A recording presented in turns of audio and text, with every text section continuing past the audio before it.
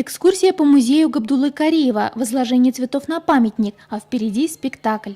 Цель нашего сегодняшнего визита, конечно, это день рождения нашего всеми любимого Габдуллы Кариева, основоположника татарского профессионального театра. История одной любви. Артисты театра предложили землякам основателя татарского театра спектакль под таким названием. На сцене всего 2 артиста. Сюжет интересный, игра артистов на невероятно высоком уровне. В главных ролях Нуриахмед Сафин. Он в Кульбаево-Марасе не первый раз. Помнит старый сельский клуб. И сегодня перед глазами общение с его знаменитыми жителями.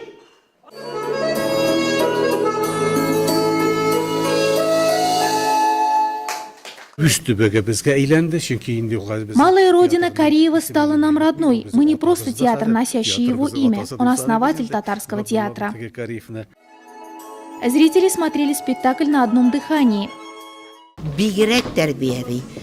Спектакль имел воспитательный характер, полезен и взрослым, и детям. Большое спасибо за то, что, будучи такими занятыми, нашли время приехать на родину Кариева и показать замечательный спектакль. Этот год для Татарского государственного театра юного зрителя имени Габдуллы Кариева особенный, и не только 30-летием со дня основания труппы.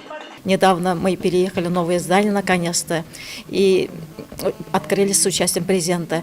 Радость кариевцев искренне разделили и на малой родине отца татарского театра. Вручали подарки и благодарственные письма. Звучали добрые пожелания.